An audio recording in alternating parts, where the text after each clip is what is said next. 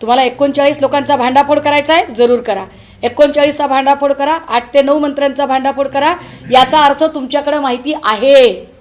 ज्या अर्थी तुम्ही म्हणताय की मी भांडाफोड करेल, त्या अर्थी केसरकर तुमच्याकडे माहिती आहे आणि असलेली माहिती तुम्ही दडवून ठेवताय.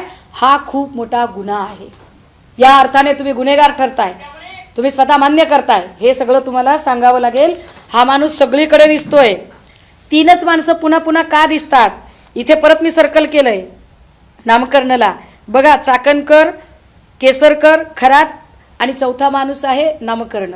या नामकर्णचं केसरकरशी काय संबंध आहे? ये रिश्ता क्या कहलाता है? हमें बताओ. आम्हाला तुम्ही सांगितलं पाहिजे. हे बरं, हे बघा, इथं तर एकदम पर्सनल मीटिंग चालू आहे. अतिशय पर्सनल मीटिंग आहे. या पर्सनल मीटिंगमध्ये फक्त 4च लोक दिसतात. ज्या 4 लोकांमध्ये स्पष्टपणे खरात, केसरकर, चाकणकर आणि नामकर्ण. आता नामकर्ण काय तुम्हाला काय जपमाळात सांगत असेल का? एखादा आयुर्वेदिक औषध किंवा काय ते उष्ण विष्णू सकाळ दुपार संध्याकाळ कसं घ्यायचं हे सांगत असेल का? काय सांगत असेल तुम्हाला? तुम्हाला शालेय शिक्षण मंत्र्याचा एखादा सिलेबस समजावून सांगत असेल का? तुम्हाला एखादं जे काही आपल्याकडे वेगवेगळे शैक्षणिक आयोग आले त्या आयोगाची माहिती सांगत असेल का?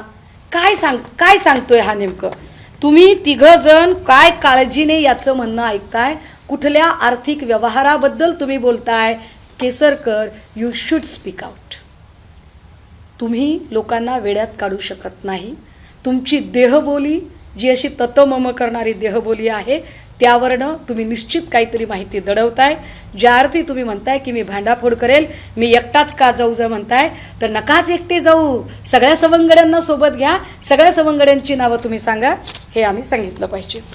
थँक्यू.